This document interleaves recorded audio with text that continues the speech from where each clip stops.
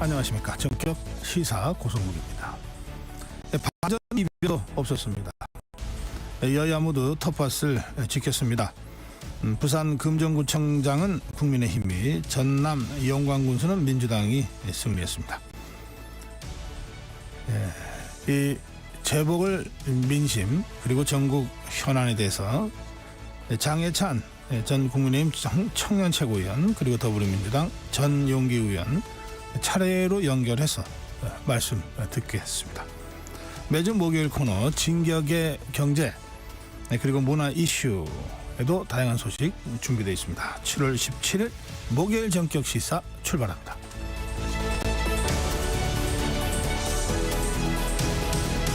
네, 어제 강대강 토론, 국민의힘 최영도 의원, 더불어민주당 백혜련 의원의 토론 중에 백혜련 의원이 언급했던 여론조사 개요 중에 하나를 저희가 미처 설명을 드리지 못해서 오늘 말씀드리겠습니다. 백혜련 의원이 언급했던 여론조사 꽃의 여론조사는 지난 7일부터 9일까지 부산 금정구 거주 만 18세 이상 남녀 504명을 대상으로 통신 3사 무선 가상번호 활용한 전화 면접조사 방식으로 조사됐던 겁니다. 자세한 내용은 중앙선거여론조사심의위원회 여심이 홈페이지를 참조해 주시면 좋겠습니다. 자, 전격 시사 유튜브 라이브로 생방송 함께 하실 수 있습니다. 문자 참여해 주십시오. 짧은 문자 50원, 긴 문자 100원, 샵 9730입니다. 콩 어플 무료입니다.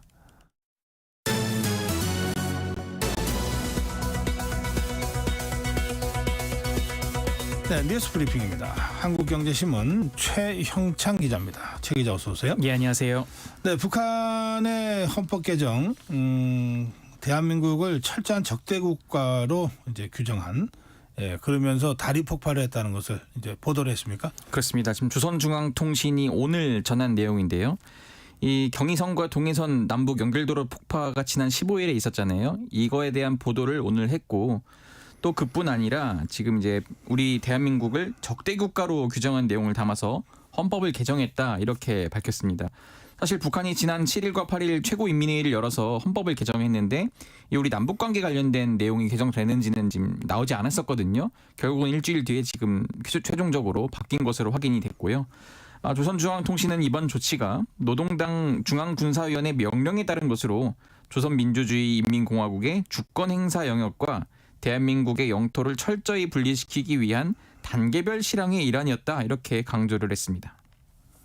네, 어제 재보궐선거가 있었습니다. 결과 나왔죠? 그렇습니다. 지금 서울시 교육감부터 먼저 말씀드리면은 진보진영 후보로 나선 정근식 후보가 50.24%로 이 보수 성향의 조전혁 후보를 따돌리고 당선됐습니다. 기초단체장은 4곳에서 선거가 있었는데요. 지금 여당 2곳, 야당 2곳 각각 이제 텃밭을 지켰습니다. 부산 금정구청장 선거에서는 윤희련 국민의힘 후보가 61.03%를 득표했고 김경지 민주당 후보가 38.96%, 국민의힘 후보가 크게 이겼죠. 인천 강화에서는 박용철 국민의힘 후보가 50.97%로 한현희 민주당 후보를 이제 8%포인트 넘게 차이를 벌리면서 이겼습니다. 호남 대전으로 꼽히던 영광군수 선거에서는 장세일 민주당 후보가 이석하 진보당 후보, 장현 조국혁신당 후보를 눌렀습니다. 곡성군수 재선거에서는 조상래 민주당 후보가 55.26%를 득표해 일찌감치 당선을 확정지었고요. 이 호남에서 사실 조국혁신당이 유세 초반 바람을 일으킨다 이렇게 있었는데 결국은 돌풍은 없었습니다. 이 김건희 여사와 주고받았던 대화를 이제 어제 그저께 공개를 했죠. 명태균 씨요. 추가 폭로를 예고하고 있습니까? 예, 지금 명태균 씨가 김건희 여사와 나눈 메시지를 공개한 다음에 이런 메시지가 2,000장은 된다 그러면서 추가 폭로를 예고했습니다. 대통령실이 사적 대화라고 선을 그은 데 대해서 명 씨는 그럼 공적 대화도 공개하겠다 이렇게 나서고 있는데요. 그런데 대화 속 들어있던 이 오빠라는 표현에 대해서 지금 해명이 오락가락하고 있습니다. 그제 공개한 카카오톡 메시지에서 김 여사가 오빠라고 칭한 사람이 누구인지에 대한 논란이 계속 불거졌는데 지금 명 씨가 문자 속의 오빠가 김 여사의 친오빠인 김모 씨다 이렇게 또 말했는데 그런데 또 이 인터뷰가 계속되다 보니까 또 다른 인터뷰에서는 그 언급된 오빠는 대통령이다 이렇게 또 말을 바꿨거든요. 그러다가 또 갑자기 기억이 안 난다고 하기도 하는 등 지금 계속 해명이 오락가락하고 있습니다. 네. 이 김건희 여사와 그 김건희 여사 오빠까지 야당에서 국정감사 증인으로 단독 채택을 했어요. 예, 지금 이제 대통령실 국정감사도 남아 있지 않습니까? 민주당은 어제 국회 운영위를 열고 이 김 여사와 김 여사 오빠를 비롯해 뭐 김영선 전 의원이랄지 명태균 씨까지 해서 33명을 국정감사 증인 참고인으로 채택을 했습니다. 국민의힘에서는 스토커 증인 채택이다 이러면서 반발을 했는데요. 민주당이 채택을 강행한 증인과 참고인들은 대부분 사실 다른 상임위에서 이미 채택됐던 인물들이거든요. 운영이 다수인 민주당은 여당이 반발에 퇴장한 가운데 이 야당 단독으로 지금 채택을 했고요. 대통령실을 상대로 한 국정감사 다음 달 1일 열릴 예정입니다. 예. 북한과 러시아의 군사적 밀착이 노골적으로 그리고 빠르게 전개되는 양상인데요. 젤렌스키 우크라이나 대통령이 북한 파병설까지 주장하고 나섰죠. 예, 어제 이제 젤렌스키 대통령이 그 우크라이나 의회에서 이 같은 주장을 펼쳤는데요. 북한이 우크라이나 전쟁에 사실상 참여하고 있다, 참전한 거다 이렇게 말한 겁니다. 일단 북한이 러시아를 지원한 정황이 포착되고는 있는데 사실 그 규모가 어느 정도인지는 정확히 파악은 안 되고 있어요. 네. 다만 이제 우크라이나 언론은 뭐 북한이 3,000명을 파병했다, 아니면 지금 최근 보도는 1만 명까지 파견했다 이렇게 지금 말을 하고 있거든요. 네. 어쨌든 지금 러시아는 가짜 뉴스다 이렇게 부인하고 있고 북한은 입장을 내지 않고 있습니다. 그런 가운데 우리 국가정보원은 북한군 파병 보도와 관련해서 북한군의 참전이 사실일 가능성을 염두에 두고 정밀 추적 중이라고 했습니다. 그러면서 우크라이나 측과도 협력 중이라고 밝혔습니다. 네. 연세대 논술 시험 문제 유출 논란이 있습니다. 이 수험생들이 법적 대응 준비에 착수했군요. 예, 연세대 자연계열 응시자와 학부모 50여 명이 지금 소송을 준비하는 것으로 파악됐습니다. 이 부정행위가 의심되는 만큼 재시험을 위해서 합격자 발표 전에 가처분 신청을 인용받아서 입시 절차를 중단시키겠다는 건데요. 결국 이번 논술 시험을 무효로 하겠다는 거죠. 이들은 법률 검토를 마치고 이르면 이번 주 안에 법원에 가처분 신청을 하고 시험 무효 확인 소송도 제기한다는 계획입니다. 연세대 측도 법적 대응에 나선다고요? 예, 연세대는 입시 공정성에는 일단 문제가 없다 이런 입장을 고수하고 있는데요. 시험지 사진을 이제 유출한 수험생 2명의 신원을 특정해서 경찰에 고발장을 접수했습니다.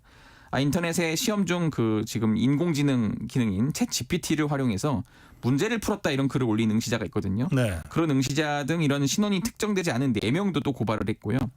연세대는 또 논술 시험 과정에서 공정성이 훼손된 정황이 없는지 봐달라면서 이 경찰에 수사 의뢰서를 접수하기도 했습니다.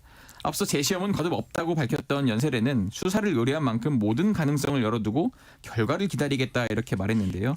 지금 사건 발생 사흘 만에 입학 저장 명의로 이 공식 사과문도 나왔고 시험 관리 시스템 재점검 같은 이런 5가지 재벌 방지 대책도 내놨지만 지금 시험생들의 반발 속에 공정성 논란은 계속되고 있습니다. 네. 축구 국가대표 출신의 황의조 씨요. 여성 2명을 불법 촬영한 혐의를 받고 있는데 어제 첫 재판 열렸죠? 예, 황의조 씨가 불법 촬영 사건이 벌어진 지 약 1년 만에 첫 재판을 받았습니다. 그동안 사실 혐의를 계속 다 부인해왔는데 법정에서 황 씨는 성관계 영상과 신체를 노출한 영상통화 녹화 모든 혐의 다 인정을 했습니다. 검찰은 피해자들의 상처와 수치심이 극심했을 것이라면서 황 씨에 대해 징역 4년을 구형했습니다. 진심으로 마음에서 우러나오는 반성을 하는 건지도 의문이다 이렇게 꼬집었는데요. 피해자 한 명은 여전히 합의하지 않았다면서 재판부에 엄벌을 요청했습니다. 최후 진술에서 뭐라고 했습니까? 지금 이제 자신을 아끼고 응원한 축구 팬들에게 실망시킨 점을 사죄한다면서 황 씨가 울먹였는데 이번 일을 거울 삼아 어떠한 잘못도 하지 않고 축구 선수로 최선의 노력을 다하겠다면서 좀 이번 한 번만 좀 봐달라 이러면서 선처를 구했습니다.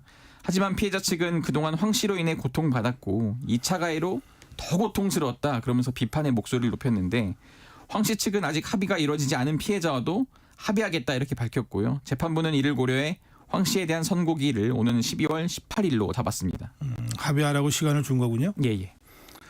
네, 정부가 주거용으로 사용되는 생활형 숙박시설 일명 생숙이라고 부르는데요.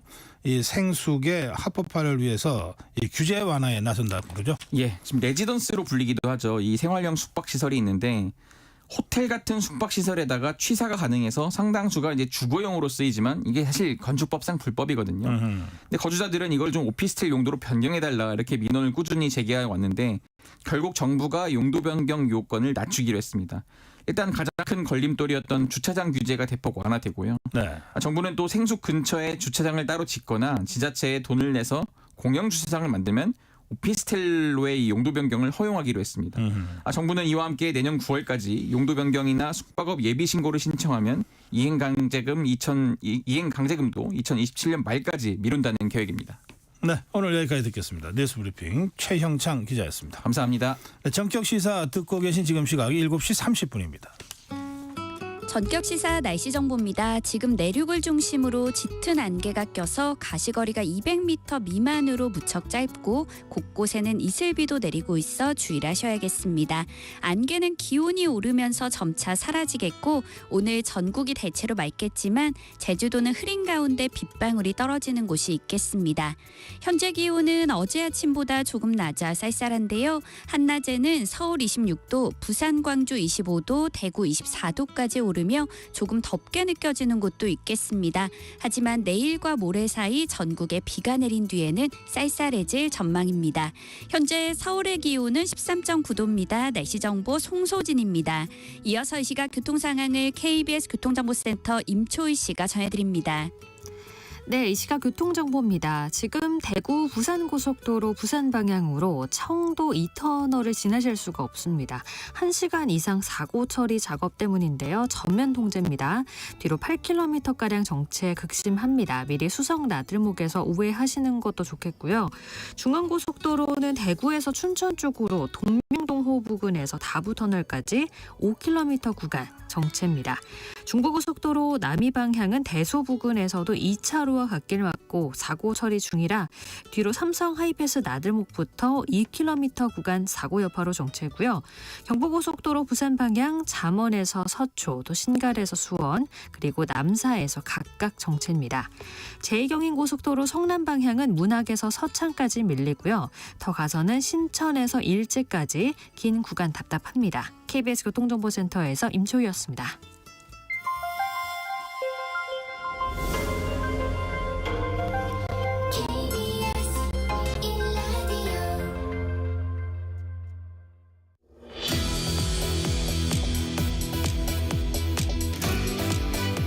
네, 재보궐선거 결과 그리고 향후 전국 상황 분석해 보겠습니다. 먼저 여당 쪽입니다. 국민의힘 전 최고위원입니다. 장해찬 전 최고위원 전화로 연결하겠습니다. 안녕하십니까? 네, 안녕하세요. 장혜찬입니다. 네, 재보궐 어떻게 평가하십니까? 일단 많은 언론에서 보는 것처럼 여당과 야당이 각각의 텃밭을 지켜낸 셈이기 때문에 특별한 이변이 있었던 것 같지는 않고요. 다만 이제 최근 민주당에서 계속된 특검 공세나 또는 이재명 대표가 선거 과정 중에 윤석열 대통령에 대한 탄핵을 시사하는 발언까지도 했었는데 사실 부산이라는 굉장히 중요한 지역에서 어쨌든 정부 여당에 대한 신뢰나 믿음이 한 번 더 나온 결과로 보기 때문에 민주당이 무리하게 탄핵 공세를 계속 이어가기는 이번 선거 결과로 조금 어려워진 것은 아닌가. 만약 부산이나 PK마저 흔들렸다면 여당을 넘어서 정부에 대한 어떤 불신이 깊어진 걸로 해석이 되겠지만 그렇지 않거든요. 네. 그런 상황이라고 보면 민주당에서도 이 재보궐선거 이후에 계속해서 탄핵을 시사하면서 윤석열 대통령을 몰아붙이는 게 조금 어려워진 것은 아닌가. 부산 시민들이 적어도 윤석열 정부가 남은 임기 절반 동안 그래도 일을 할 수 있게끔 좀 만들어준 것은 아닌가 하는 생각도 들었습니다. 네. 지난 총선 4월 총선 때도 막판에 부산이 혼전이라고 그랬는데 막판에 18개 선거구 중에 17개를 국민의힘이 이기지 않았습니까? 네, 그렇죠. 이번에도 보니까 금정구청장 선거 막판까지 혼전이라고들 다들 그랬고 어려워질 수도 있다 이런 얘기도 있었는데 뚜껑을 열어보니까 표차가 굉장히 크게 났어요. 제가 여러 방송에서도 말씀드렸지만 부산 같은 경우는 여론조사보다는 그래도 국민의힘이나 정부에 대한 지지표가 실제로는 조금 더 나오는 경향이 지난 총선에서도 있었는데요. 아하. 이번에도 마찬가지였던 것 같고요. 그런데 이 PK나 부산 같은 경우는 또 정부나 보수 진영을 상대로 회초리 때릴 때는 아주 매섭게 때리기도 하는 지역이거든요. 그래서 네. 아마 긴장감이 좀 높아졌던 것 같은데 이 텃밭을 지킨 결과 자체에 뭐 크게 만족을 하거나 대단한 의미 부여를 할 수는 없지만 적어도 뭐 민주당이 최근에 주장하고 밀어붙였던 것처럼 뭐 탄핵 여론이 무르익었다 이런 주장을 하기에는 이 부산에서의 어떤 국민의힘의 수성이 그 아하. 민주당의 소위 말하는 탄핵 드라이브에 좀 브레이크를 거는 차단을 거는 그런 효과는 충분히 있을 것 같습니다. 네. 그 더불어민주당에서 제2의 심판 이런 그 구호를 외치면서 선거를 했는데 우리 장해찬 전 최고위원은 제2의 수성이 이번에 이루어졌다 이렇게 평가하시는 것 같습니다. 네, 뭐 지역 선거에서 정권 심판론을 꺼낸 것 자체가 네. 더불어민주당의 좀 욕심이 아니었나 싶고요. 네. 어쨌거나 민주당 같은 경우도 이번에는 어려웠던 전남 영광군수 선거를 수성하게 되면서 이재명 대표 체제 자체 흔들리는 것을 막아냈기 때문에 네. 어떤 면으로 보면 여야가 텃밭을 수성해서 이걸 빌미로 또 극한의 대치가 계속되지 않을까 걱정하시는 분들도 많을 것 같아요. 다만 여야 모두 이번 선거 결과를 가지고 한숨은 돌렸지만 뭐 우리가 더 낫다거나 우리가 국민의 선택을 받았다 이렇게 자랑하기는 좀 어려운 상황이니까 이 선거 결과를 여야 모두가 좀 겸허히 받아들이면서 남은 기간 동안 국회에서 협치하는 그런 계기로 삼았으면 좋겠습니다. 네. 그런데 친한계 쪽에서는 만약에 금정구에서 졌다면 한동훈 책임론을 제기했을 것이다. 친윤계가. 그런데 우리가 이렇게 지켜내지 않았냐. 역시 한동훈 효과다. 이런 분석이 바로 나오던데요. 근데 선거 결과 앞에서는 뭐 승패를 떠나서 겸손해야 되는데 금정구라는 국민의힘이 그동안 거의 뺏긴 적이 없는 보수의 굉장한 강세 지역 텃밭을 이겨놓고 이게 누구 때문에 이겼다 우리가 잘했다라고 말하는 거는 국민들 보시기에 매우 오만해 보일 것 같아요. 금정이라는 좋은 지역에서 결과가 나빴다면 그건 한동훈 대표가 아니라 그 누구라도 책임을 져야 되는 일이고요. 국민들이 정부 일하라고 탄핵하지 말라고 이 텃밭을 지켜주셨다면 더 낮은 자세로 이제는 정부와 협조하면서 당정 갈등보다는 어떻게 하면 당정의 신뢰를 회복할까 고민해야지 이 텃밭 수성을 계기로 당정 갈등을 더 심화시키려 든다면 오히려 국민들의 매서운 채찍질을 맞게 될 거라고 생각합니다. 네. 한동훈 대표는 그 변화와 쇄신의 기회를 주신 것이다 이렇게 얘기했는데요. 한동훈 대표가 얘기하는 이 변화와 쇄신은 어떤 의미일까요? 일단 정부 여당이 변화와 쇄신해야 된다라는 원론적인 말에 반대할 사람은 없을 겁니다. 다만 한동훈 대표가 총선 과정 그리고 이번 재보궐선거 과정에서 보여줬던 것처럼 당내 동의를 받지 않고 무작정 윤석열 대통령이나 대통령실을 야당처럼 민주당처럼 비판만 계속하는 게 만약 그가 말하는 변화와 쇄신이라면 그건 이 재보궐선거 이후에도 동의를 받기는 힘들 것 같고요. 쓴소리를 하더라도 적정한 수위와 시기 방법을 고려하는 게 여당에게 주어진 책임이고 의무일 텐데 보궐선거 막바지에 보여줬던 한동훈 대표의 어떤 야당 같은 발언, 민주당 같은 발언이 계속될 때 오히려 이 보궐선거 이후 당정이 더 시끄러워질 수 있고 그렇게 되면 한동훈 대표 리더십도 흔들릴 수 있어서 이 부분에 대한 한동훈 대표 측의 고민이 저는 깊어져야 한다고 생각합니다. 그렇다면 이 재보궐선거 후에 윤석열 대통령과 한동훈 대표가 만날 거라고 하는 보도들이 있었는데 이 만남이 이루어진다면 이 만남을 임하는 한동훈 대표의 태도와 입장도 좀 신중해져야 된다 이런 취지의 말씀이신 것 같기도 하고요. 그럼요. 한동훈 대표가 취임한 지 이제 100일이 지난 것 같은데요. 한 대표에게도 말이 아닌 성과가 필요합니다. 이번 면담에서 윤석열 대통령과의 만남 대화에서 그냥 자기가 하고 싶은 말, 언론에 했던 말을 그냥 무작정 뱉어놓기만 하고 돌아와서 나 이런 말 했어요라고 언론 플레이하는 건 국민들의 환영을 받지 못할 겁니다. 몇 가지를 양보를 하든 타협을 하든 어떤 방법을 통해서든 의미 있는 결과, 당정이 합의하는 결과를 가져와야 되거든요. 그런데 그런 결과를 가져오지 못하고 나는 할 말 하고 있다. 이 정도에 머무른다면 국민들의 기대치에 한참 못 미치게 될 것 같아서 이제는 말이 아니라 성과가 필요하고 성과를 위해서는 때로는 말을 아낄 필요도 있다. 그리고 서로 간의 양보를 통해서 신뢰를 회복해야 된다라는 고언을 드리고 싶습니다. 예, 권성동 의원이 그 한동훈 대표와 그 친한계 의원들의 그 정치 행태에 대해서 평론 정치다 이런 단어를 쓰던데요. 네, 뭐 저는 그 부분에 동의를 합니다. 왜냐하면 예. 당내에서 성과를 만들고 변화와 쇄신을 하려면 정말 많은 물밑 소통과 또 신뢰 확보가 필요한데요. 네. 지금 한동훈 대표와 한핵관이라고 불리는 분들, 방송에 나오는 친한계 분들 같은 경우는 그냥 말만 하고 나머지 결과는 모르겠다라는 조금 무책임한 태도를 보여주고 있는 것 같거든요. 네. 좋은 말이야 누구든지 다 할 수 있죠. 하지만 그건 방송에 나오는 수많은 평론가들이 하면 되는 일이고 여당의 지도부라면 대표라면 그래서 실질적인 손에 잡히는 결과를 가져와야 되는데 지금은 행동보다 말에 앞서는 리더십인 것 같고요. 이제는 한동훈 대표에게 기대하는 게 말보다 어떤 결과를 가져오는 그런 리더십을 기대하는 것 같습니다. 예. 네.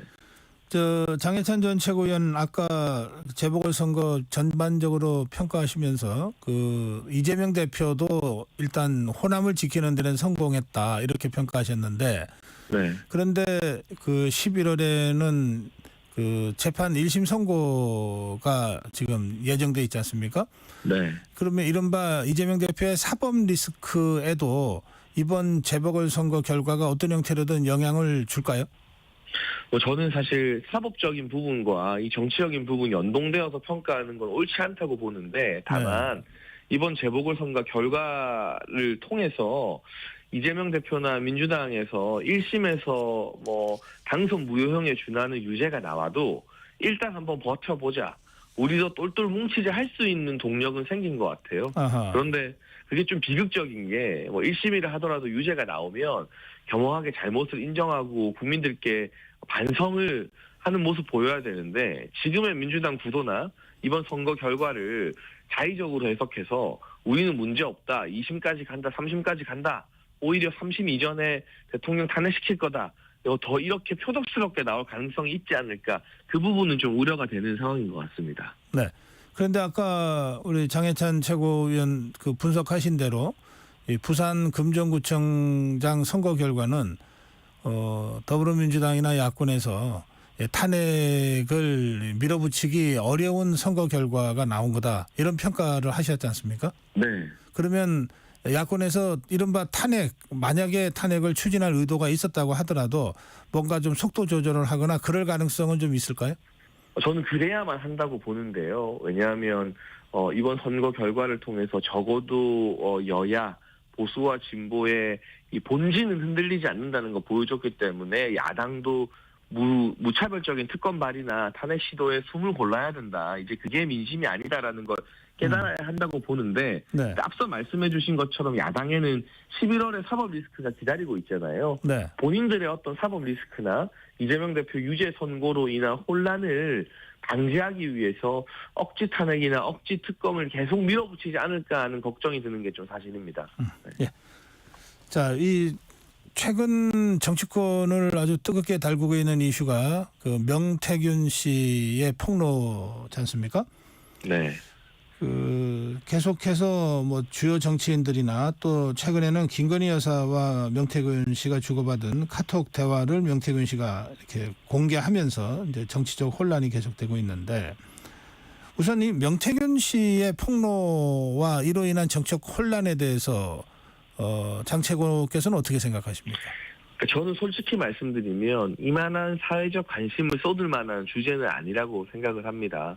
무엇보다 본질이 중요한데요. 처음에 뭐 뉴스토마토 등의 매체에서 해당 의혹들이 나왔을 때는 공천 개입이다라면서 의혹을 제기했거든요. 네. 그런데 지금 뭐 사적인 대화나 정치적으로 어떤 역할을 했는지 정도의 이야기는 계속 나오고 있지만 공천 개입이나 공적 권한이 개입됐다라는 근거는 전혀 안 나오고 있잖아요. 그러면 이런 다 지나간 일에 대한 어떤 신변 잡기적 가십보다는 본질적인 부분, 그래서 공천 개입이 있었느냐, 일관되게 그 관련된 모두가 아니라고 말하고 있고 공적 권한이 개입되거나 남용된 흔적도 현재로서는 보이지 않고 있습니다. 그러면 정치적인 가십보다는 이 본질에 집중해서 이 사안은 뭐 이 공천 개입이나 이런 공적 권한 남용으로 이어지지 않았구나라면서 적당히 선을 긋는 모습을 보여주는 게 필요하다고 생각하는데 뭐 대화 하나, 누구와의 만남 하나, 말 한마디에 이 모든 언론이나 정치권이 가십을 따라가듯 우르르 몰려가는 게 별로 건강한 현상은 아닌 거라고 생각합니다. 네, 장채곤 말씀하신 대로 그 여권의 주요 정치 지도자들 이를테면은 홍준표 시장 뭐 일일이 대응하지 않겠다. 오세훈 시장 고소 준비는 했지만 뭐 고소할 그 생각은 당장 없는 것 같이 또 발언을 했어요. 이런 식으로 아예 그 대응을 하지 않는 것도 필요하다 그런 생각이신가요? 왜냐하면 뭐 무의미한 어떤 가십들이 계속 발생하는 게 국민들이 정치를 바라보는데 결코 도움이 되지 않기 때문이고요. 네. 뭐 저는 오세훈 시장이 서울시 국감에서 보여줬던 단호한 그 선을 긋는 태도 정도가 적절하다고 보고 있습니다. 이 사건을 계속 키워봤자 뭐가 실체가 나오고 본질이 나온다기보다는 그냥 그때 무슨 대화를 했다, 그때 무슨 일이 있었다라는 가십들만 계속 쏟아지고 있잖아요. 만약 이게 공천 개입이나 공적 권한의 남용 등 정치권에서 결코 묵과할 수 없는 어떤 본질적인 것과 연결된 의혹이라면 계속 파헤치고 우리가 관심을 가지는데 의의가 있겠지만 지금 전혀 그런 상황이 아니고 네. 명태균 씨 본인뿐만 아니라 그 관계자들 전부 다 심지어는 윤석열 대통령에게 좀 적대적인 개혁신당의 이준석 의원조차도 공천 개입이라고 볼 수는 없다. 뭔가 공적인 권한이 남용된 건 아니다라고 선을 긋고 있기 때문에 네. 그렇다면 여기에 대한 사회적 관심을 줄이는 것도 하나의 방법이고 지혜라고 생각합니다. 네. 그런데 지금 그 김건희 여사와 명태균 씨의 대화 녹취록 그 명태균 씨가 공개한 그 녹취록에 나오는 그 오빠라는 단어 때문에 이 오빠가 누구를 지칭하는 거냐 가지고 명태균 씨가 자꾸 말을 바꾸고 있고 그리고 이 문제 관련해서 장해찬 최고위원도 김건희 여사가 대통령을 오빠라고 호칭한 것은 들은 적이 없다. 이제 이런 말씀을 하신 적이 있지 않습니까? 네. 그런데 이준석 대표는 오빠라고 들은 적이 있다 또 이런 얘기를 하고요. 아유, 근데 그 개혁신당 이준석 의원도 이 명태균 씨 건과 관련해서는 이래저래 본인이 곤혹스러운 입장에도 처했다가 또 공세를 취하기도 했다가 막 바뀌는 것 같은데 근데 제가 뭐 앞서도 계속 강조하고 있습니다만 이 카톡 캡처본이 공개가 돼서 많은 관심을 끌었으나 거기에 어떤 본질적인 내용 정치권에서 정말 묵직하게 의혹을 제기할 내용은 전혀 없잖아요. 그 카톡을 보고 뭔가 어떤 권력이 개입되거나 공적 권한이 남용되거나 뭐 공천에 뭐 영향을 끼쳤거나 이런 내용들은 전혀 없어요. 네. 사실은 사적 대화로 인한 가십성 관심만 일으킬 뿐이라서 그 오빠라고 지칭된 상대가 누구냐 이것보다도 그게 누구든 이 대화 자체가 공적으로 문제가 되는 사안이냐를 따져봐야 되는데 그렇지는 않거든요. 네. 그렇다면 우리가 좀 구분해서 이거는 정말 우리 사회의 공공성을 위해서 관심을 가질 영역인지 아니면 그렇지 않은 어떤 해프닝에 불과한 부분인지를 좀 구분해서 보는 시각 또 구분해서 발언하는 지혜가 정치인과 언론들에게 저는 필요하다고 생각을 합니다. 네. 지금 국회가 국정감사가 진행 중인데요. 네. 그런데 그 대통령실을 국정감사하는 그 상임위가 운영위원회 아닙니까? 네. 그래서 국회 운영위원회에서 증인 채택을 했는데 여기 보면 김건희 여사, 명태균 씨 또 지금 오빠로 그 논란이 됐던 그 김건희 여사의 친오빠까지 증인 채택에 포함이 된 것 같거든요. 네. 이런 상황은 어떻게 보십니까?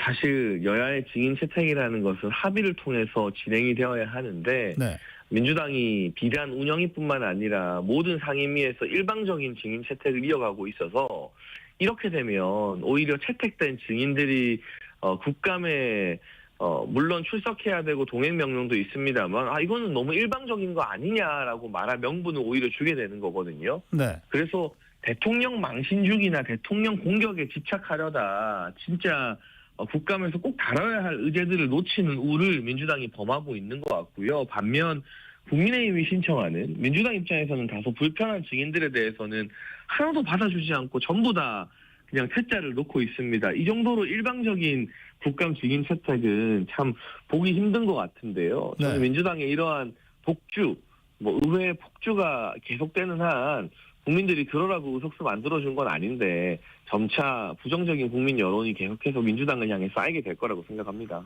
네, 이 장해찬 최고 말씀하신 대로 지금 국민의힘에서 35명의 증인을 신청했는데 이게 다 빠졌어요. 근데 이 35명 중에 보면 이재명 대표도 있고 문재인 전 대통령의 딸 문다혜 씨 이런 사람들이 있거든요. 근데 이제 민주당 측에서는 이렇게 설명하더라고요. 지금 정부가 윤석열 정부 아니냐. 그런데 국민의힘의 증인 명단을 보면 전부 문재인 정부 관계자들이다. 지금 우리가 문재인 정부 국정감사 하려는 것 아니지 않느냐. 그래서 적절치 않다. 이렇게 해서 우리가 반대한다. 이렇게 설명하던데요.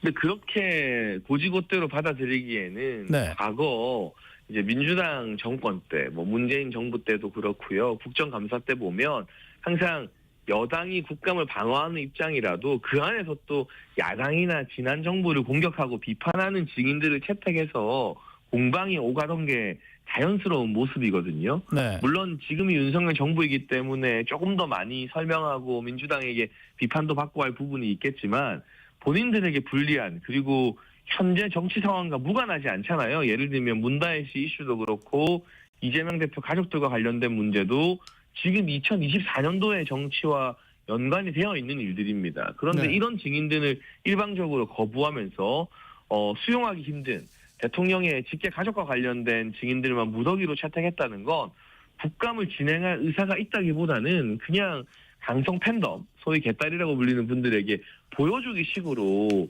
우리가 이렇게 뭐 정부를 몰아붙이고 있다 과시하는 용도밖에 안 되는 거 아닌가. 민주당도 국감에서 진짜 증인들이 나와서 질의하길 원한다면 여야 합의라는 기본적인 원칙을 조금 지킬 필요가 있는 것 같습니다. 제가 아까 한동훈 대표 보고 성과는 없이 말만 앞선다라고 비판을 했는데요. 민주당의 이 같은 행태도 실제 국감을 통해서 성과를 내기보다는 그냥 보여주기만 하겠다라는 것 같아가지고 지금 정치권에 필요한 건 강한 말이나 센 말이 아니라 실제 성과다라는 말씀을 여야에게 공동으로 좀 드려도 될 것 같습니다. 예.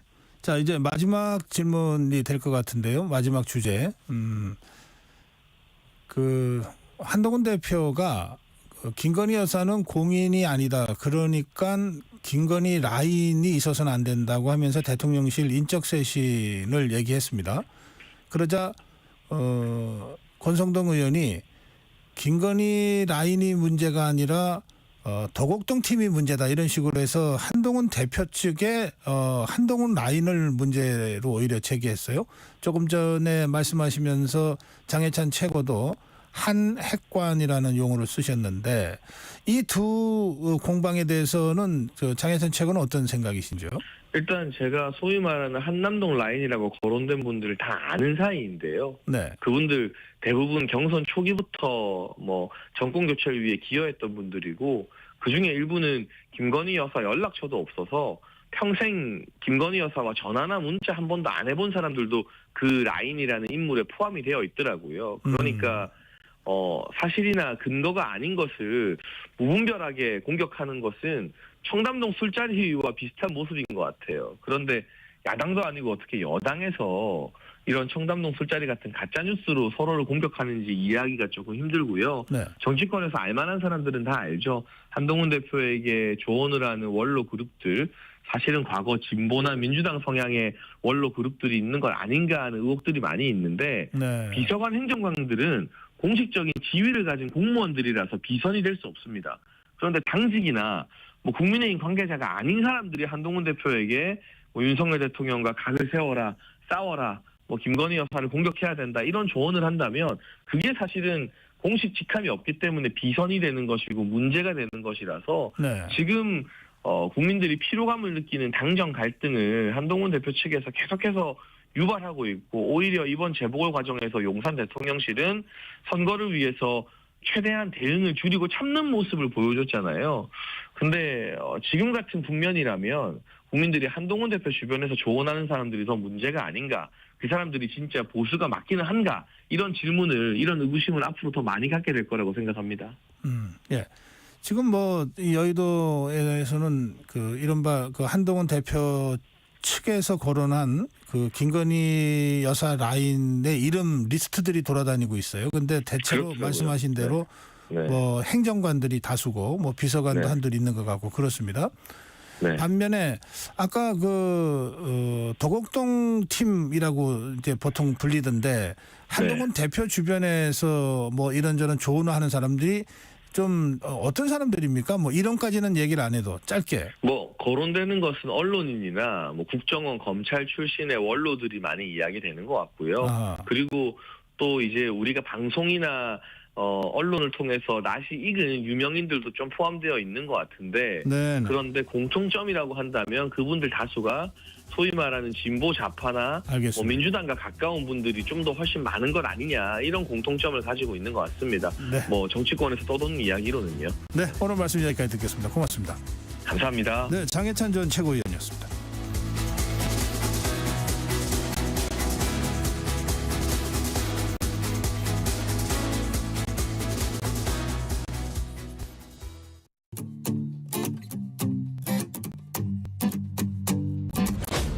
KBS 라디오 기후 위기 대응 캠페인 지구를 안녕하세요. 숭실사이버대학교 환경안전공학과 교수로도 일하고 있고 과학을 사랑하는 작가로 열심히 글을 쓰고 있는 곽재식입니다. 우선 선진국들이 기후변화가 심해지고 있다라고 하니까 기후변화에 대응되는 산업을 먼저 발전시킨 선진국의 회사, 선진국의 산업들을 보호를 하기 위해서 기후변화와 관련된 여러 가지 규제들을 굉장히 많이 도입을 해가지고 실시를 하고 있습니다. 그래서 우리나라의 물건을 만들어서 해외에 수출을 할 때, 뭐 한국 산업이 해외에 진출할 때 기후변화와 관련된 규제를 맞추지 못하면 사업을 하기가 점점 어려워지는 방향으로 바뀌고 있죠. 그래서 이제 기업이 얼마나 미래에 전망이 있느냐, 얼마나 성장 가능성이 있느냐를 따질 때 다 기후변화와 함께 고려를 해야 되는 그런 시대로 점점 진입을 하고 있는 것 같습니다. 여러 가지를 해보실 수가 있으실 텐데요. 내가 기후변화에 이렇게 관심이 많다. 이런 거를 충분히 주변에 많이 퍼뜨리고 표현을 하셔가지고 앞으로 뭐 선거를 할 때 정부에서 정책을 만들 때 사람들이 기후변화에 조금 더 많이 관심을 갖고 우리 공동체 전체가 그쪽으로 바뀔 수 있도록 하는 뭐 그런 의사표현을 해주시는 거 중요할 것 같고요.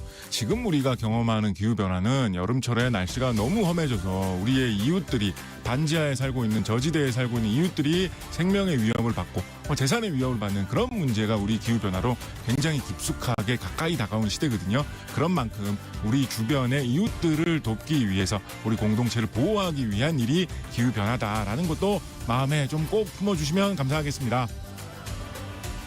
뜨거워지고 있는 지구. 지금 우리의 문제입니다. KBS 라디오 기후위기 대응 캠페인 지구를 지켜라였습니다.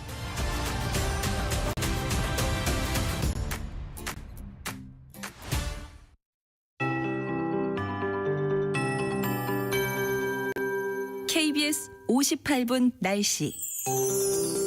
오전까지 짙은 안개를 주의하셔야겠습니다. 내륙을 중심으로 안개가 매우 짙게 껴 지금 가시거리가 200m 미만으로 무척 짧은 곳이 많고요. 이슬비가 내리는 지역도 있습니다. 안개는 기온이 오르면서 차츰 사라지겠고 오늘 전국이 대체로 맑겠습니다. 다만 제주도는 흐린 가운데 곳곳에 빗방울이 떨어지겠습니다. 지금 기온은 어제 아침과 비슷하거나 조금 낮아서 쌀쌀한데요. 한낮에는 다소 덥게 느껴질 만큼 기온이 오르겠습니다. 서울과 제주 26도, 부산, 광주, 강릉 25도, 대구와 대전 24도 등으로 평년 기온을 3도에서 6도가량 웃돌겠고요. 일교차가 10도 이상 무척 크게 벌어지겠습니다. 이번 고온 현상은 내일과 모레 전국에 비가 내리면서 누그러질 전망입니다.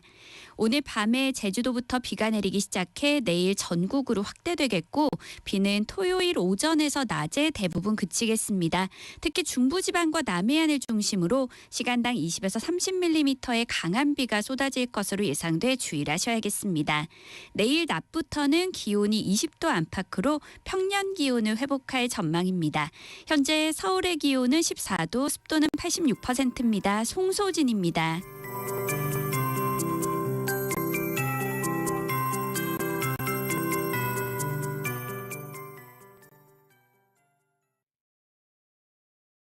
정성을 다하는 국민의 방송 KBS가 8시를 알려드립니다. AM 711kHz, FM 97.3MHz, KBS 1라디오입니다. HLKA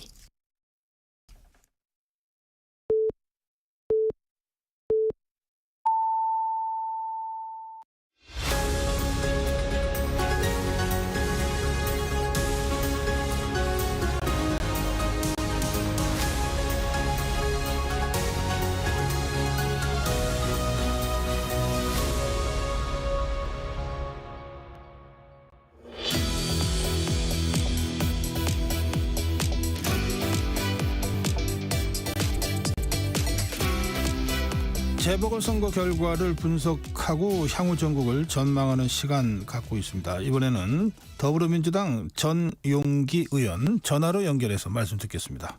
의원님 안녕하세요. 네, 안녕하세요. 전용기입니다. 네, 전용기 의원님 경기도 화성시청 지역구 의원이십니다. 그리고 지금 국토위 운영위 소속이시군요. 그렇습니다. 국토교통위원회에서 그리고 운영위원회에서 활동하고 있습니다. 예, 위원회 2개 하시려면은 뭐 정신 없으시겠습니다. 어제도 국토위원회에서 증인 의결을 하고요. 네. 그다음에 운영위원회 가서 증인 의결하고 다시 국정감사에 들어간다고 네. 정신이 없었습니다. 예, 예, 이런 와중에 또 전화 인터뷰까지 응해 주셔서 고맙습니다. 아닙니다. 감사합니다. 네, 우선 재보궐 선거 어떻게 평가하시는지 말씀부터 좀 듣겠습니다.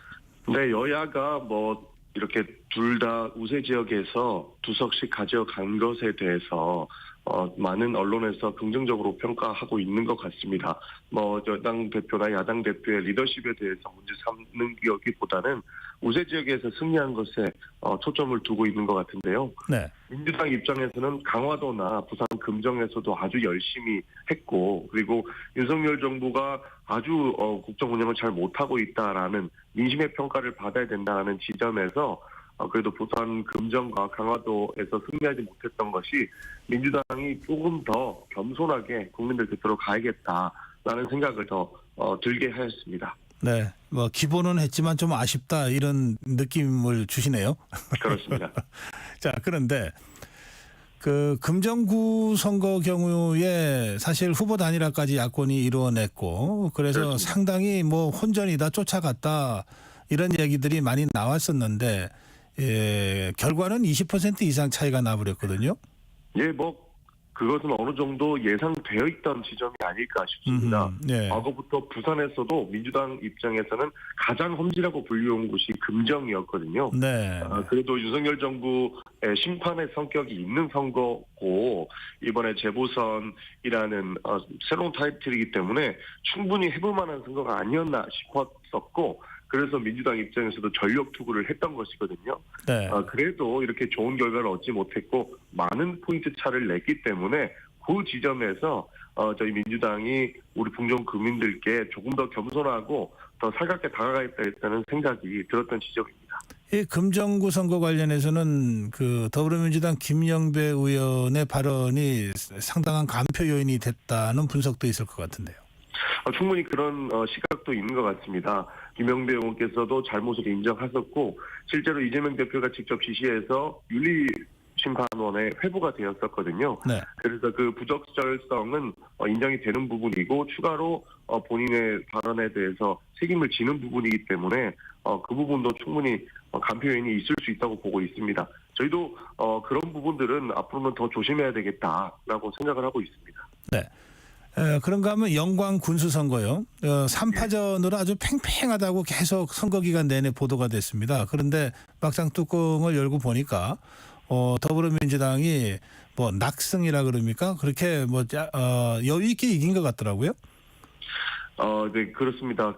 영광에서도 굉장히 어려운 지점이 있었는데 네. 지속적으로 저희 지도부가 관심을 가졌고 저도 영광을 한번 내려갔을 정도로 전국적인 이슈가 중심에 있었다고 볼 수 있습니다. 그렇기 때문에 영광 주민들께서 다시 한번 기회를 주고 열심히 영광 발전 이렇게 봐라라고 하는 의미로 이렇게 선거에 임해주신 것 아닌가 저희는 그렇게 보고 있습니다. 조국 혁신당이 상당히 기세를 올렸다가 결과가 별로 기대에 미치지 못하게 나온 것 같은데 어떻게 평가하시는지요?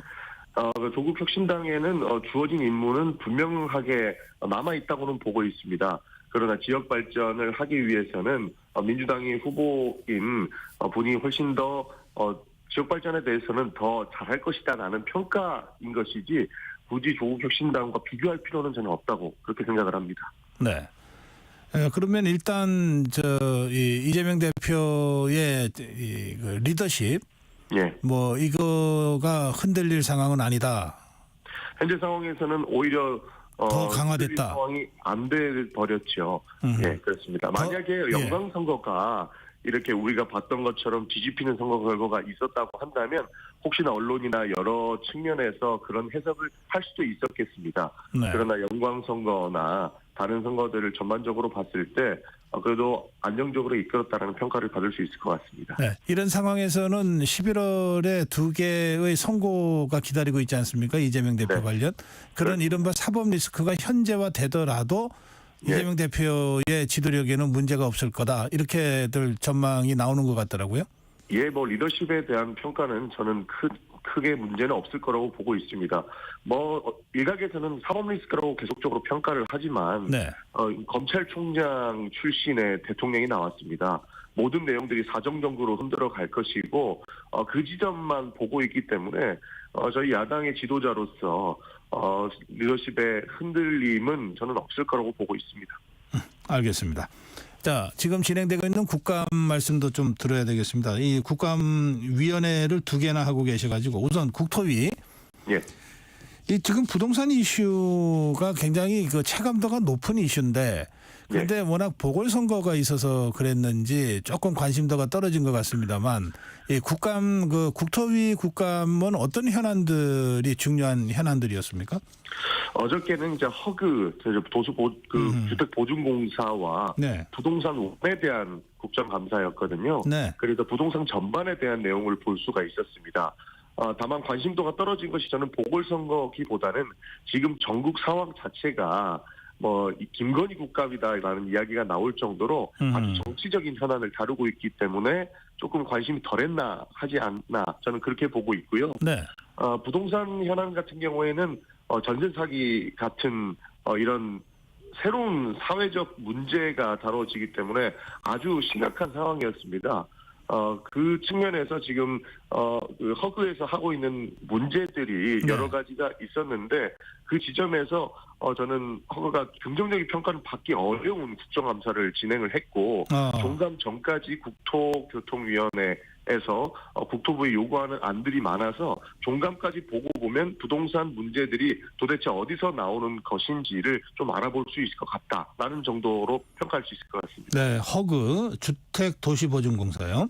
예, 그렇습니다. 허그에서 전세 사기가 만연하고 지금은 사후 약방문 수준에 이르는 것으로 확인을 했다고 저는 평가를 합니다. 네. 왜냐하면 전세 사기가 일어나지 않게끔 제도를 개선을 했어야 됐는데 지속적으로 사기꾼들은 법의 허점을 파고들고 사각지대를 파고들지 않습니까? 네. 이에 대한 대응책이 조금 부족했다라는 평가를 어저께 많이 받았었거든요. 네. 네. 이것은 여야 할 것 없이 허그에게 전세 사기 사후 약방문식 이런 정책보다는 애초에 그런 사기꾼들한테 휘둘리지 않는 정도의 보증 제도가 필요하다라고 지적을 했던 것이고 이 지점 또한 국토교통부와 허그가 협의를 해서 종감 직전까지 국토교통위원회에 보고하기로 했다.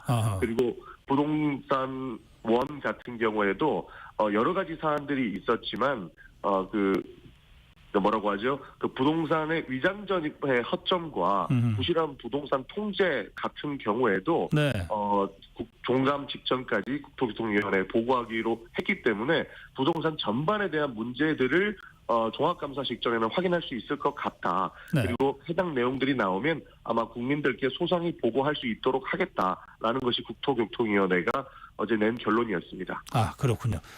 예, 마침 우리 의원님과의 대담 직후에 저희가 부동산 전문가와 함께 부동산 문제를 다시 짚는 코너가 준비되어 있거든요.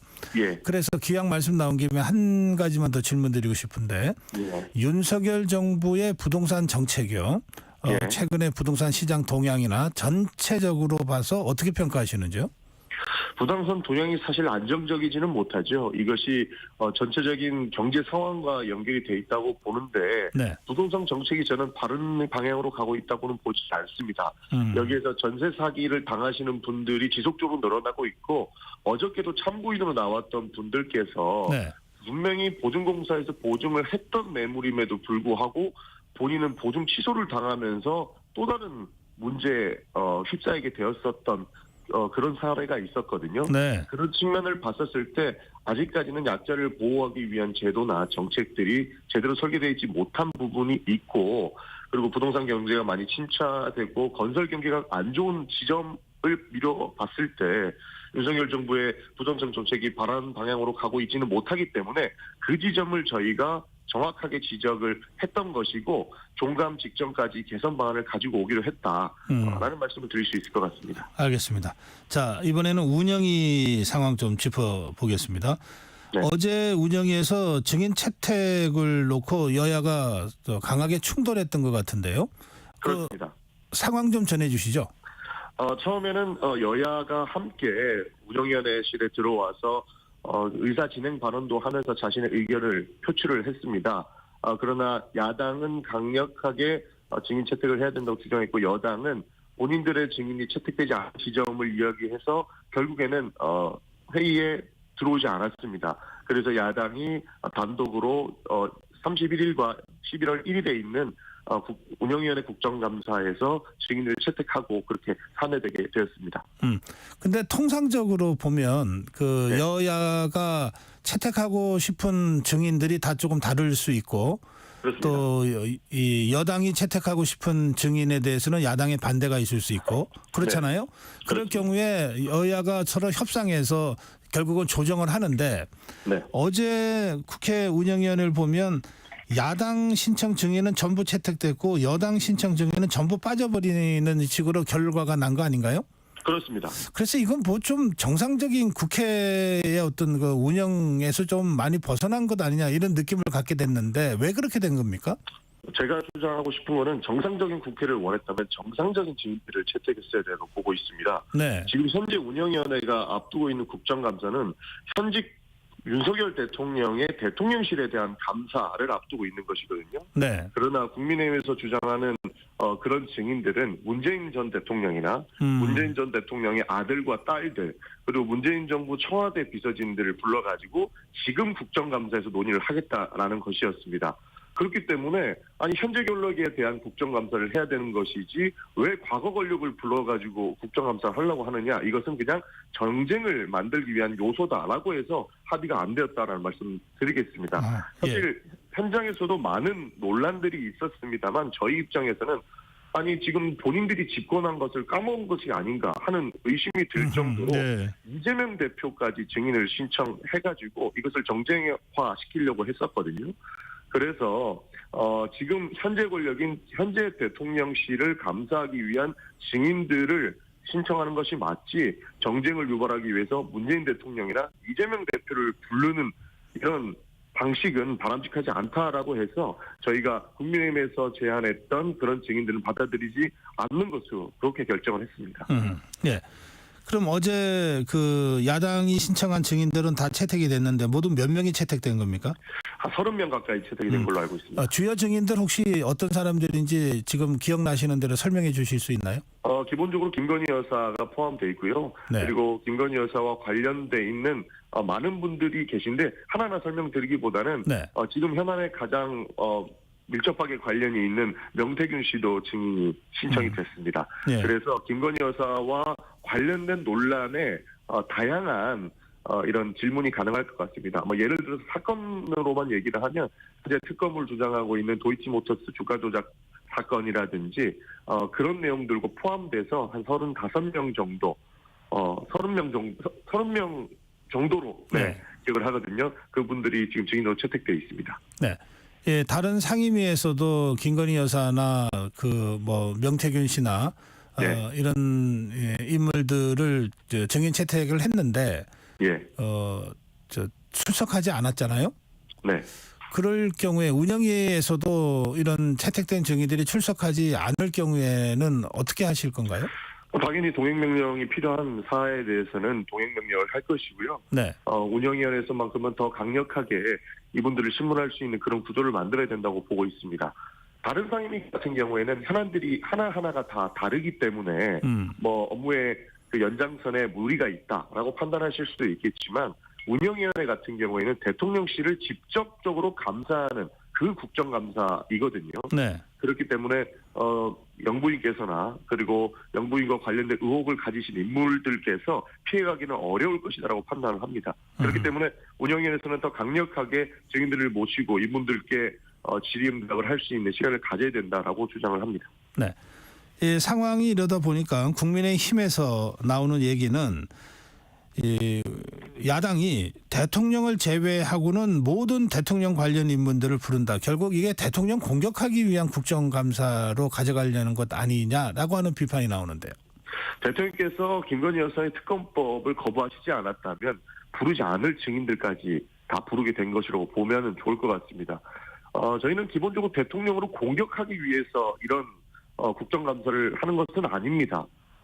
기본적으로 대통령과 관련된 의혹들은 전체 우리나라 전국에 영향을 미칠 수 있는 가능성이 모두 높은 사안들이기 때문에 이 점들을 균형하지 않고는 대통령실의 감사가 저는 유명무실해질 것이라고 보기 때문에 그런 측면에서 정말로 실체적 진실을 밝히고 대한민국에 한 점의 의혹을 남기지 않기 위해서 이런 대통령 주변 인물들에 대한 그런 증인 신청이 있었던 것이지 네. 비단 대통령을 공격하기 위해서 한다라고 하는 부분에 대해서는 저는 동의하기가 어렵다는 말씀 드리겠습니다. 알겠습니다. 지금 이제 국정감사에 대한 말씀을 쭉 들어봤는데요. 그런데 국정감사와는 별도로 네. 그동안 이제 더불어민주당과 야권은 김건희 여사 특검법을 또 계속 추진해 왔잖아요. 그렇습니다. 그리고 지난번에 그 제2 요구에서 부결된 이후에 다시 추진하고 있는 중이죠. 그렇습니다. 김건희 여사의 특검법을 따로 추진도 하고 있고요. 네. 저희가 국회법을 개정해서 상설특검을 추진하는 것도 지금 추진하고 있습니다. 그 김건희 여사 특검법 관련해서는 그 처리 계획을 일정을 어떻게 지금 상정하고 있습니까? 처리 계획을 지금 구체적으로 말씀드리기는 어렵지만 네. 일사부조리의 원칙에 의해서 똑같은 법은 이번 국회에서 내기는 어렵습니다. 네. 그러나 새로운 의혹들이 지속적으로 나오고 있는 만큼 새로운 의혹들을 담아서 저희가 새로운 김건희 특검법을 만들 것이고 네. 그 법이 발의되고 나면 발의된 이후에 일정들이 하나하나가 나오지 않습니까? 거기에 맞춰서 움직일 것이다라고 봐주시면 좋을 것 같습니다. 네, 똑같은 법을 다시 올릴 수는 없으니까 예. 그런 말씀하신 거고요. 자, 그와 별도로 상설특검도 추진한다는 말씀하셨는데 예. 이 상설특검을 그냥 추진하는 게 아니라 국회 규칙 개정을 먼저 하고 추진한다는 것 아닙니까? 그렇습니다. 그 부분 좀 설명 좀 해주시겠어요? 원래는 여야 동수로 이렇게 올려서 이렇게 추진하는 그런 관례가 있었습니다. 그래서 그 네. 규칙이 있어서 그것을 맞춰야 된다라고 주장을 하지만 지금 정부 여당은 김건희 여사의 방탄을 위해서 사활을 걸고 있다라고 보고 있습니다. 대통령은 수차례 김건희 여사에 대한 그런 특검에 대한 거부권을 하셨고 여당은 모두가 같은 마음으로 김건희 여사의 방탄을 하고 있기 때문에 여당이 참여한 상태에서 특검은 유명무실해질 수밖에 없는 상황이고 이것은 가능성이 낮다라고 판단을 해서 새롭게 국회법의 규칙을 개정해서 야당이 추천해서 특검을 임명할 수 있게끔 하는 부분으로 가고 있습니다. 예, 국회 규칙 개정으로 이제 그 돌파해 가겠다는 것 아닙니까? 지금 의원님 그렇습니다. 설명하신 대로. 그렇습니다. 예, 그런데 이것만 가는 것이 아니고요. 네. 다방면으로 추진을 하고 있는데 상설특검을 활성화하는 방안과 새로운 김건희 여사의 특검법을 추진하고 있다라고 봐주시면 좋을 것 같습니다. 예. 그 국민의힘 쪽에서는 이게 국회 규칙은 법률의 하위인데 이 하위 규칙을 갖고 상위 법률의 입법 취지를 부정하는 것은 적절치 않다 이런 비판이 있는 것 같고요. 또 그런가 하면은 이렇게 해서 어쨌든 야당이 추천하는 이 상설특검 후보를 이제 두 사람을 추천을 할 건데 네. 그 경우에 대통령이 그거 임명하지 않으면 방법이 없지 않냐고 하는 법조계의 의견도 있습니다. 그 부분은 어떻게 보십니까?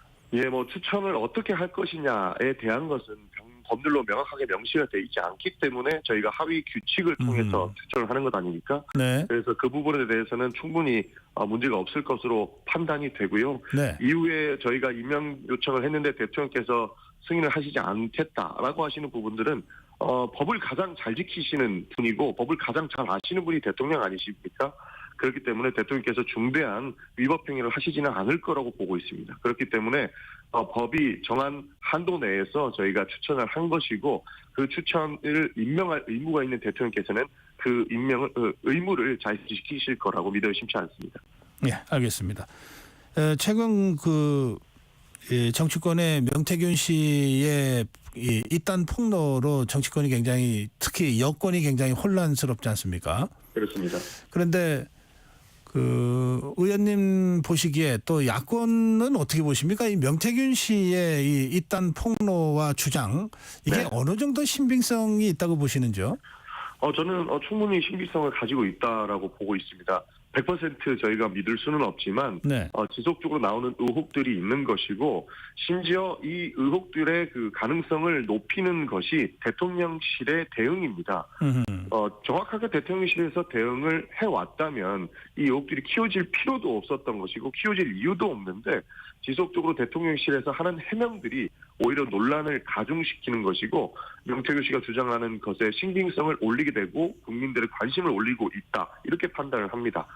사실 여러 가지 의혹들이 대통령실 앞에는 나올 수가 있습니다. 그러나 대통령실이 해명하는 것들은 모든 의혹들을 한 번에 정리할 수 있게끔 팩트체크를 하고 정리가 된 상태에서 나와줘야 되는데 대통령실이 정확한 맥락도 짚지 못하고 팩트가 맞는지 확인도 안 된 상태에서 해명을 하다 보니 지속적으로 이렇게 전국이 꼬이는 상황을 보고 있기 때문에 저는 이것이 대통령실의 공백이 생긴 것 아닌가 하는 의심이 들 정도로 아주 심각한 상황이라고 보고 있습니다.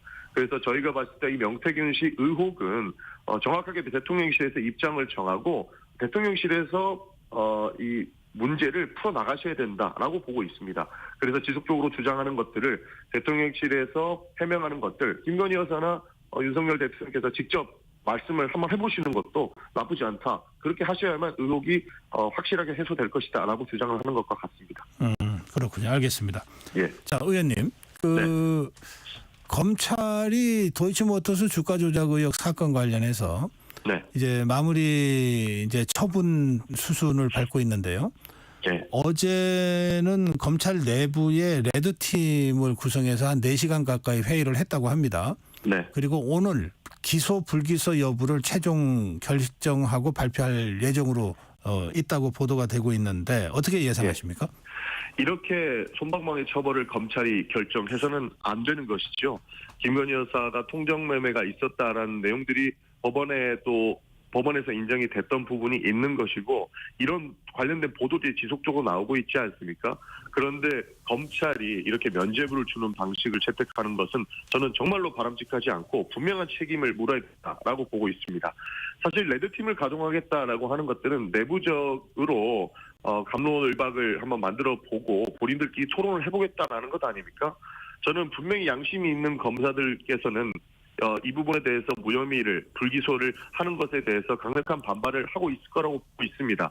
그러나 아무래도 대통령 부인인 영부인과 관련된 내용이기 때문에 이 불기소해야 된다는 의견들이 많이 나오는데 저는 지금 이런 방식으로 결정을 하는 것이 검찰의 앞으로의 향후 이런 미래에도 저는 절대 도움이 안 된다 이렇게 말씀드리고 싶습니다.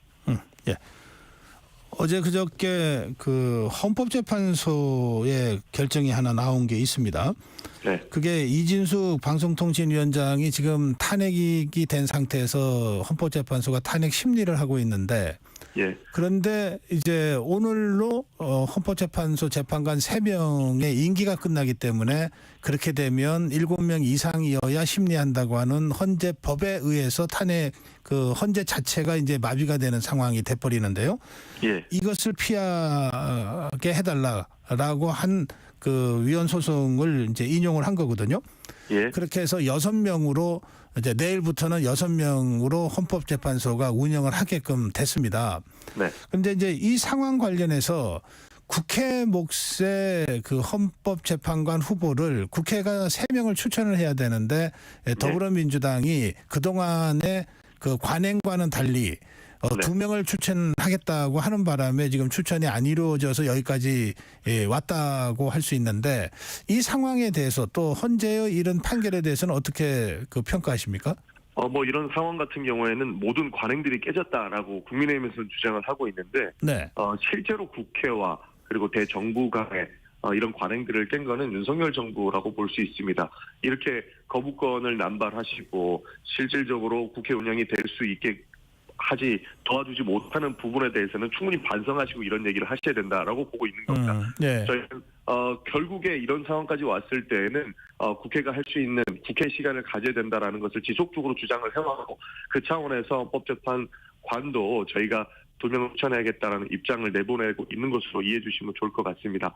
헌재에서는 당연한 결정을 한 것이죠. 6명으로 결정하기에는 큰 부담이 있기 때문에 원래 법률에 명시된 대로 다 함께 있는 상태에서 판결을 내리는 것이 맞다라고 판단하신 것 같습니다. 그래서 일단 국회에서 추천하는 방식을 조금 속도를 낼 필요가 있다 정도로 말씀드리는 게 맞는 것 같습니다. 그러니까 헌재 결정을 존중한다면 네. 국회가 좀 더 적극적으로 좀 더 신속하게 둘이건 하나건 그거는 여야 간의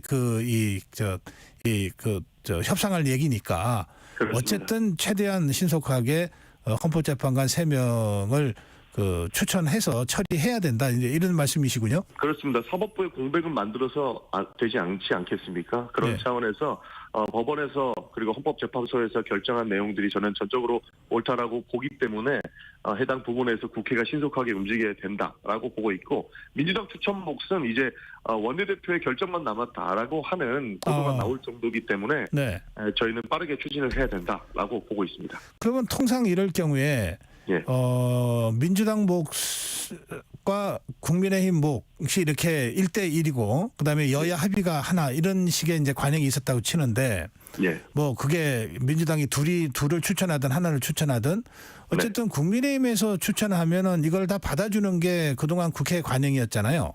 예, 그렇습니다. 근데 이런 경우에 그게 지켜지지 않는 경우들이 지난번에 있었어요. 인권위원 그 표결 때요.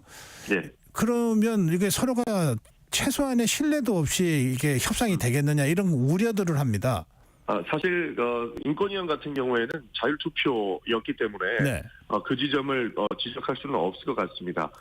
아무나 추천한다고 아무나 받아줄 수는 없는 부분입니다. 저희가 봤을 때는 현저하게 문제가 있다라고 판단하시는 분들은 개개인의 의원이 국민들을 다 대표하시는 의원들이기 때문에 본인의 판단 그리고 국민의께서 위임받은 그 권한을 행사하는 것이기 때문에 그 부분을 전부 다 재단할 수는 없다고 봅니다. 그렇기 때문에 과거에 신뢰 이야기를 하기는 좀 어려운 부분이겠고요. 아마 그 인권위원들은 확실히 국민의힘에 대한 입장을 전달하기 위해서 추천을 했던 분이시고 헌법재판관들은 여러 가지 사안들을 모두 고려한 채 국민의힘에서 추천할 것이기 때문에 그 인권위원회 부결과 지금 현 상황의 헌법재판관에 대한 투표 이것을 예단하기에는 좀 어렵고 맥락은 조금 다르다라는 부분을 말씀드리고 싶습니다. 그러니까 이번 경우에는 그 여야 양당이 추천한 것이 최소한 존중되는 그런 상황이 만들어졌으면 좋겠다. 그리고 그것이 존중될 만한 사람들로 좀 추천이 됐으면 좋겠다. 이런 취지의 말씀이신 것 같습니다. 그렇습니다. 인권위원들은 본인들의 입장을 대변하기 때문에 충분히 이해는 한다만 헌법재판관들은 그러지 않을 것이라고 보고 있기 때문에 이것이 올라오더라도 저는 크게 부결되거나 그 신뢰가 깨지는 일들은 생기지 않을 것이다 라고 보고 있습니다. 알겠습니다. 오늘 말씀 잘 들었습니다. 네, 감사합니다. 네, 더불어민주당 전용기 의원이었습니다.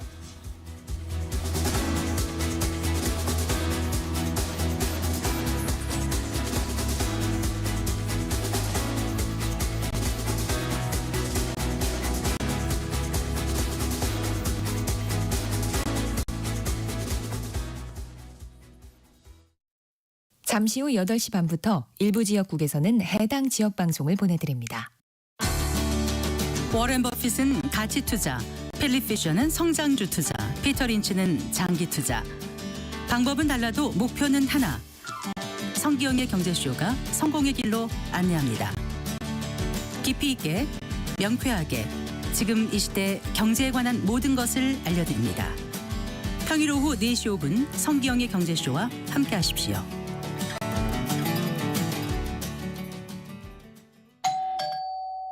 편지 왔습니다. 퇴근길 지친 당신에게 힘이 되는 뉴스를 전해드립니다. 매일 저녁 5시 5분 당신과 함께 읽는 세상 이야기 KBS 1라디오 뉴스레터 K. 지금 시각은 8시 30분입니다. KBS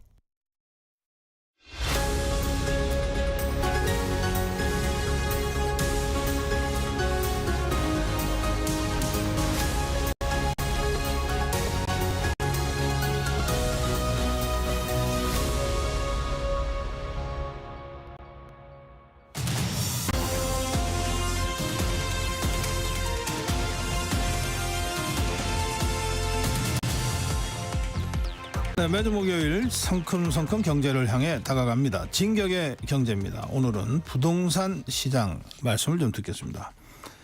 도움 말씀을 위해서 커넥티드 그라운드 최상욱 대표 모셨습니다. 대표님 어서 오십시오. 네, 안녕하세요.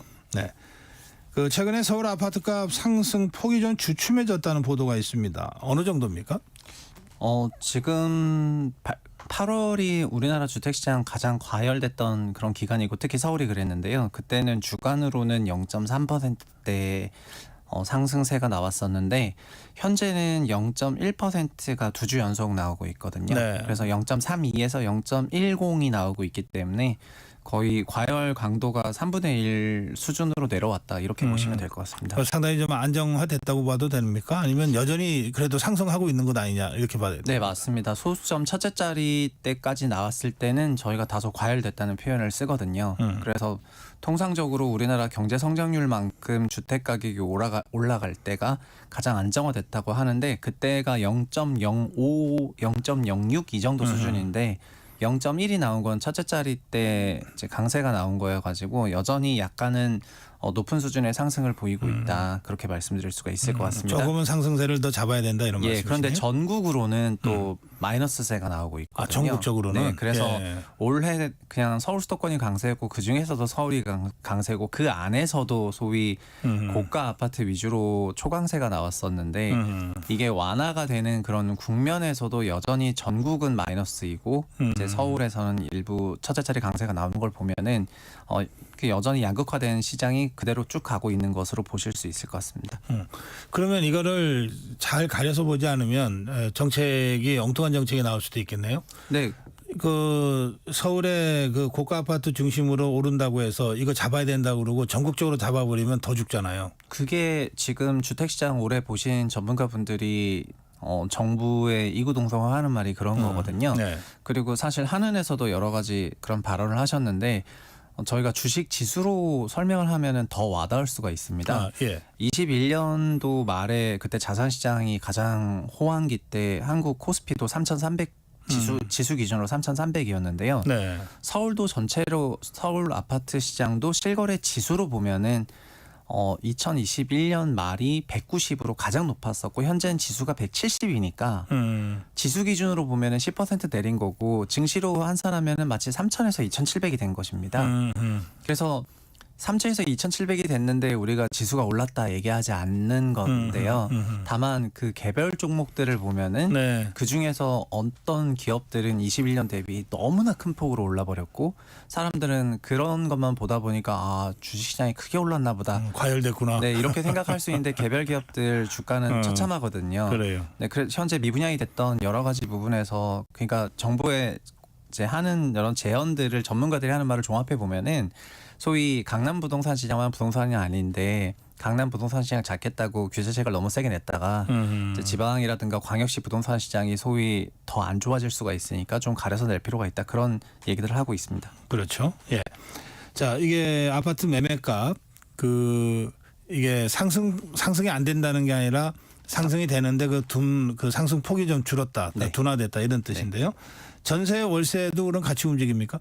네, 전세 역시 상승폭이 크게 둔화가 되었습니다. 전세 가격도 8월 달 기준으로는 0.2%대 나왔다가 현재는 0.1 나오고 있거든요.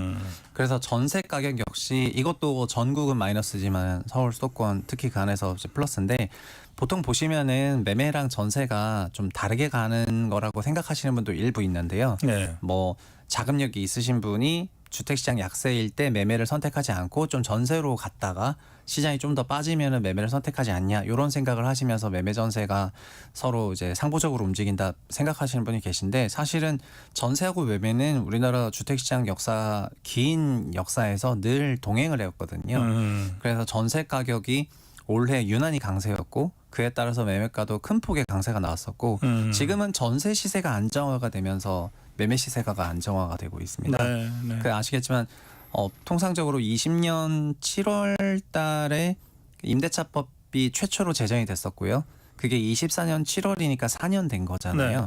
그래서 올해가 20년 5월부터 7월 사이에 있었던 그 임차료의 가장 드라마틱한 변화를 올해 5월에서 7월에 한번 갱신이 되는 과정에서 임차료가 큰 폭의 상승이 있었던 것 같고 현재는 오히려 그 이후에 임차 시장 갱신된 과정에서는 상승 강도는 좀 약한 것 같거든요. 그리고 내년이 되면은 한국 임차료가 가장 비쌌던 게 21년 말이었는데 21년 말 기준으로 내년에 25년이고 4년 차가 되다 보니까 네. 21년에 임차료 갱신은 4년 지나서 내년에 갱신할 것이고 그렇다면은 임차 시장은 지금보다는 좀 더 안정화가 될 것 같아가지고 임차 시장이 일단 안정화가 되기 시작하니까 매매 시장도 안정화가 되고 있습니다. 그래요. 전체적으로 이제 안정화는 되고 있다. 그러면 매매 거래량도 줍니까?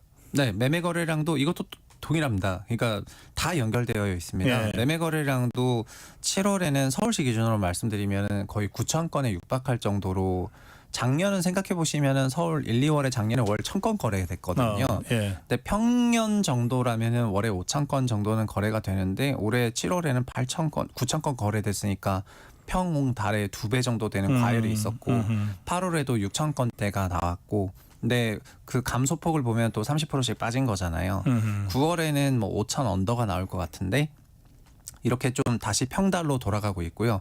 그에 비례해서 가계대출은 한 달 시차를 두고 찍히게 되는데 네. 7월에 9,000건 가까이 찍히니까 8월 가계대출이 9조 8천억 나왔어가지고 그 데이터를 본 다음에 감독기관에서 주택담보대출 월에 5조씩 나왔던 금액인데 어떻게 갑자기 더블이 나오냐 이러면서 갑자기 또 가계대출 규제 강화하니까 민간은행에서는 우린 가계대출 규제 아예 안 하겠습니다 이러면서 충성 경쟁하면서 대출 경색이 찾아와가지고 그것도 지난주 금요일에 데이터가 또 나왔는데 이제 순식간에 5조 2천억으로 감소를 했습니다.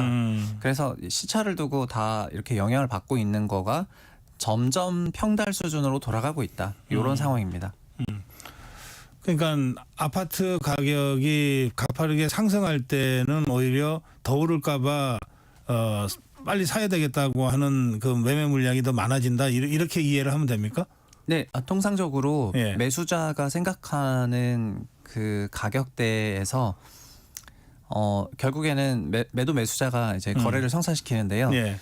결국 매수자가 주택가격 상승률이 좀 더 높다고 생각하면은 거래가 체결이 되게 되고 상승기 때 확실히 그런 게 나타나고요. 그렇죠. 두 번째는 매수자가 좀 조급함을 느끼는 거는 임차료가 올라갈 때거든요. 임차료가 안정적이면은 당장 집 사거나 임차 시장이 안정적이니까 주거 불안을 잘 느끼지가 않는데 내가 전세 살고 있는데 뭐 전세값 올려달라는 얘기가 없다. 네, 그럼 그러면은 급하게 뭐 맞습니다. 움직일 그러면 이유가 그냥 없다. 자기 수요에 맞게 돈에 맞게 스케줄에 맞게 사시는데 뭐 자기는 전세 4억에 들어왔는데 요즘에 전세 계약하는 사람들이 막 5억에 한다고 하고 집값은 6억이었다가 7억 8억 돼버리면은 이제 조급함이 느껴지게 되어 있습니다. 아하, 예. 그래서 임차료가 크게 폭등했던 때 매매 시장 매매 물량도 크게 폭증하는 경향이 있고 임차료에 기반해서 매매가도 움직이다 보니까 현재는 어떤 의미에서든지 간에 7, 8월에 좀 여름 과열기를 지나고 조금 안정화되는 그런 추세입니다. 그러니까 아파트 상승가도 약간 둔화됐고 그리고 거래량도 약간 떨어졌고 네. 그리고 전체적으로 부동산 시장은 상향이지만 안정화되고 있다. 네, 대출도 줄어들고 있고. 대출도. 다만 이게 지역 간 편차가 너무 심하다. 네. 이 지방 경우에는 거의 지금 이게 뭐 비명소리 나올 정도로 힘들어져 있다. 네.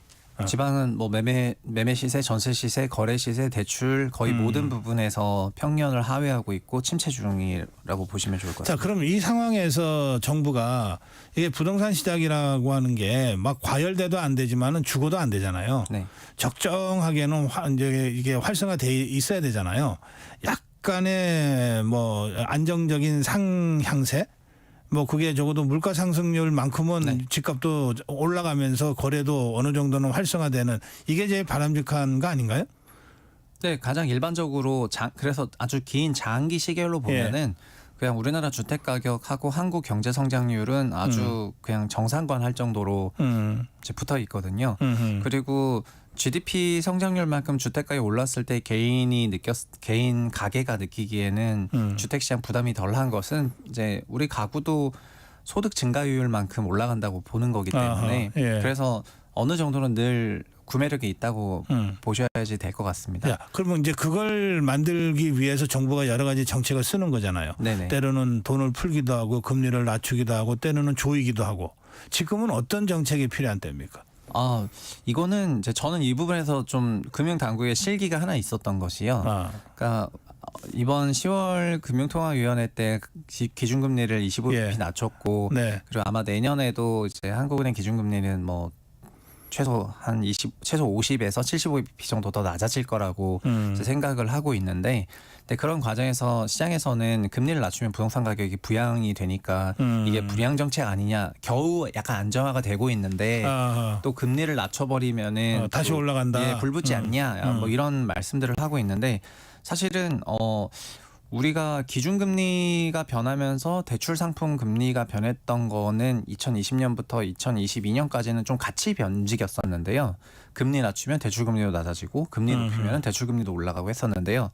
23년부터 24년 뭐 10월까지 약 1년 반 넘는 기간 동안은 네. 기준금리는 움직인 것도 없는데 그렇지. 동결됐으니까. 대출 상품 금리 자기 혼자 150bp 이상 낮아졌었거든요. 아하. 그래서 올해 6, 7월에는 주담대 금리가 3.5%대까지 내려갔었습니다. 근데 현재는 가계대출이 너무 튀고 주택시장이 과열이 되니까 근데 금리까지 낮춰야 되는 이제 경제 환경이 돼서 금리 낮추려고 하다 보니까 주담대가 너무 금리가 낮아가지고 대출상품 금리를 거꾸로 높이는 바람에 지금은 주담대 금리가 4%대가 나오고 있습니다. 결국은 기준금리는 내렸는데 주담대 금리는 더 올라갔거든요. 네, 거의 한 80bp 정도 올라갔습니다. 아하, 대출 그게 금리는. 정책 타이밍을 잘못 잡아서 그렇게 된 겁니까? 그러니까 저는 앞부분에서 그러니까 그 은행들의 주담대가 사실 역마진 대출이라고 할 정도로 그냥 대출을 늘리기 위한 그런 과정에서 어느 정도 방만하게 나간 게 있었고 작년에도 50년 만기 대출이라고 해서 DSR 규제가 있다 보니까 대출을 받을 수 있는 구매력이 없는데 그거를 우회하기 위해서 40년 만기 아니라 50년 만기로 돌리면서 민간 은행들은 대출을 막 해주는 그런 과정이 있었거든요. 네. 감독기관에서 충분히 모니터링하고 어느 정도 그 관리할 수가 있었는데 이런 걸 1년 반 동안 안 했다가 한국은행 기준으로 금리 인하 시기가 돼가지고 매크로 데이터 챙겨보니까 대출 너무 늘어났고 주담대가 너무 낮으니까 부랴부랴 이제 8월 말에 이제 좀 대출 규제를 세게 하다 보니까 시장에서 소비자들이 불편을 많이 느끼는 그런 상황이 된 거고 이제 엇박자가 좀 난 거죠. 그래서 그래요. 지금도 결국 감독 당국이 은행들의 어떤 대출 행태나 주담대 상품 금리 관련해서는 이제 너무 그 엇박자가 나지 않도록 잘 관리할 필요가 있다고 생각합니다. 그 잘 관리하기 위해서 당장 필요한 조언을 하신다면. 네, 대출 상품 금리가 어쨌든 그 한국은행 금리 인하기에는 그 돈이 부동산으로 좀 가지 않도록 대출 상품 금리 부분에서 지금 가상금리를 두면서 어느 정도 규제하고 있는데 이거를 그래도 일정 기간 동안은 좀 유지할 필요가 있지 않나 이렇게 생각하고 있습니다. 그렇군요. 네. 직접 부동산 쪽에 뭐 자꾸 뭘 DSR을 푼다 뭐 쪼인다 뭐 이런 식으로 하지 말고. 네네. 실제로는 정반대로 가고 있습니다. 사실은 8월부터 그 감독 당국에서도 그렇고 내년도에 대해서도 요즘 얘기가 나오는데요. 지난주 금통위가 있었고 그리고 금통위 이후에 가계부채 대책 회의가 또 있었습니다. 그 가계부채 대책 회의 때 발표한 내용의 핵심은 뭐냐면은 주택시장으로 가는 그런 많은 여러 대출 프로그램들 중에서 그 집단 대출하고 전세 대출이 DSR 규제를 받지 않고 있는데 그거를 내년부터는 관리할 의향을 비췄거든요. 네, 그래서 아마도 25년부터는 민간 은행들 기준으로 차주별로 DSR을 관리하는 거를 현재보다 더 타이트하게 하지 않겠나 이런 생각이 있고요. 그런 작업들이 하느니 기준금리 낮추는 과정에서 그 이제 부동산이 과열되지 않도록 하는 그냥 안전장치 정도로 활약할 걸로 이렇게 생각을 하고 있습니다. 네, 오늘 여기까지 듣겠습니다. 네, 고맙습니다. 감사합니다. 네. 예, 부동산 살펴봤습니다. 최상욱 대표와 함께했습니다. 전격 시사 듣고 계신 지금 시각 8시 44분입니다. 이 시각 교통정보입니다. 오늘도 내륙 곳곳에 안개가 짙게 끼어 있는 곳이 많습니다. 광주공항과 청주공항에는 저시정 경보도 발효 중입니다. 항공기 운항 정보 잘 확인해 주시기 바랍니다. 지금 대구 부산 고속도로 부산 방향 청도 2터널에서 사고 있었는데요. 2시간이 넘게 처리 작업 중이라 한때 전면 통제됐었습니다. 지금은 1차로만 막고 처리 작업 중이라 소통 가능해졌고요. 다만 뒤로 10km 구간 정체가 극심해서 미리 수성 나들목에서 국도로 우회하시는 것도 좋겠습니다. 중앙고속도로는 춘천 쪽으로 만종터널 부근 1차로에서 사고 났습니다. 주의해서 지나시고요. 서울 시내는 내부순환도로 성산 쪽으로 홍지문 터널에서 성산까지 정체가 심해졌습니다. 강변북로 구리 쪽 방화대교에서 반포대교까지 정체 이어지고요. 좀 더 지나서는 영동대교 부근에서도 막힙니다. KBS 교통정보센터에서 임초희였습니다.